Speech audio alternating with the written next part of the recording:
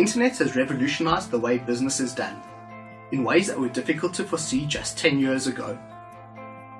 Internet commerce has become a very important part of national and international business, with websites such as Amazon and Takealot.com as typical examples of electronic or e-commerce in practice. I'm Shaun Benater, attorney specializing in information technology law. This presentation focuses on e-commerce with specific reference to global legal uncertainties prior to the e-commerce boom and the Electronic Communications and Transactions Act, or ECT Act, and how it deals with the validity of an agreement, offer and acceptance, as well as forms of communication. From a layperson's point of view, e-commerce consists of 4 basic stages. Log on to preferred supplier, select a product or service, submit details and payment information, and click on the button that says purchase, in addition to which you also agree to their terms and conditions. When we discuss e-commerce from a legal perspective, the focus is on contracts and contracting in the context of electronic commerce. This area of law was inadequate for many years, as business people felt uneasy about the legality and legal consequences of agreements concluded in this manner. The general sentiment was that the law did not adequately provide for or regulate the conclusion of contracts using the internet, and this was true in that there were uncertainties relating to the following vital areas. Could a contract be validly concluded between parties by means of electronic communications? Did the advertisement for goods and services on a website constitute an offer that is open to acceptance, or is it merely an invitation to do business? Would it be possible to conclude a binding contract where either or both parties use an electronic agent? That is where the communications between the parties are generated on either or both sides by computers without any human intervention. When and where does the contract come into existence? Is an electronic communication writing? And is it possible to provide an electronic signature? Which courts would exercise jurisdiction in the event of a dispute? When an international transaction has been concluded, which legal system would govern the relationship between the parties? These legal uncertainties were being raised not only in South Africa, but in most jurisdictions around the world. As a result, the United Nations Commission for International Trade Law published the Model Law on Electronic Commerce in 1996. This model law was not a convention and therefore did not find direct application in any legal system, but it did provide an internationally accepted solution. The South African Parliament, in its own response to the legal challenges of e-commerce, enacted the Electronic Communications and Transactions Act 25 of 2002, commonly referred to as the ECT Act, which legislation adopted the principles contained in the model law. Let's look at the ECT Act and the provisions relating to e-commerce. South African law of contract is based on the principle of freedom of contract. The ECT Act echoes this principle in Chapter 3. Section 11, subsection 1 determines that no data message shall be without legal force and effect merely because it is in the form of a data message. This means that any offer and acceptance may be made by means of an electronic data message unless formalities are prescribed. This is further confirmed by Section 22, which stipulates that no agreement shall be invalid merely because it was concluded in part or wholly by way of data messages.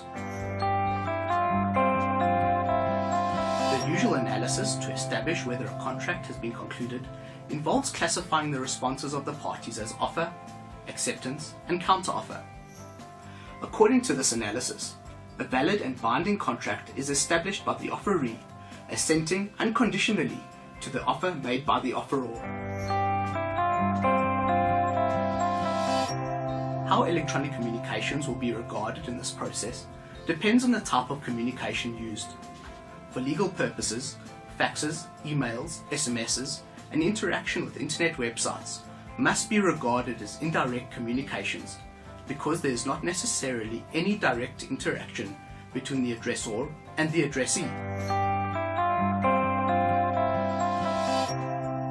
There is no doubt that telephonic communications between persons are regarded as direct communications. However, voice communications are generally excluded from the application of the ECT Act by the definition of data message.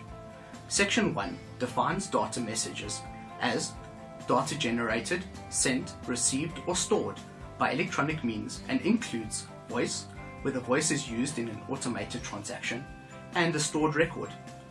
When you are dealing with direct communications outside the scope of the ECT Act, the general rule of contract applies, namely that the offer and acceptance are subject to the information theory, unless there is a clear indication in the offer that the other party is entitled to use indirect means of communications. The other party is not authorized to use such forms of communication. The fact that a party uses a particular method of indirect communication for its offer will usually be regarded as implied authorization for the addressee to use the same method of communicating acceptance. Use of such forms of communication as fax or email is at the risk of the party using them. In these circumstances, the general rule, the information theory, applies to the formation of the contract. Section 22 of the ECT Act has not changed the situation, as it refers to the conclusion of the contract by means of data messages. That is where both parties use data messages. When parties communicate by telephone, they are communicating directly, almost as if they are in each other's presence. The parties will know immediately whether the acceptance has been received, and any break in communication will be immediately apparent. However, this is not true in the case of faxes, emails, and SMSs. While transmission is usually instantaneous, any difficulties in transmission or receipt of the message may not be readily apparent. There is also no certainty that the other party will take subjective notice of the acceptance immediately. Such a notice depends on whether the other party actually reads the fax, email, or SMS. The ECT Act deals with fax, email, SMS, and interaction with websites as forms of indirect communication within the definition of data message. In these respects, the ECT Act places the risk of electronic communications on the sending party by making use of the reception theory. In terms of this theory, a contract is formed at the time and place at which the offeror receives the acceptance. It is interesting to note that the offeror need not take subjective notice of the reception to make it effective. The reception theory offers a fairer and more balanced approach to the validity and risk of loss of communications. Determining the moment of receipt of a data message is an objective fact that can be determined more easily than subjective notice. The reception of data messages cannot be manipulated by the receiving party as it can in the information theory. For example, if an offer has been made and remains open for a certain period of time, the offeror could delay acceptance by simply not opening the notification of acceptance until after the period runs out. In terms of Section 23 of the ECT Act, a data message is deemed to have been received by the addressee when the complete data message enters an information system designated or used for that purpose by the addressee and is capable of being retrieved and processed by the addressee. In addition, it is deemed to have been received at the place where that party has its usual place of business or residence.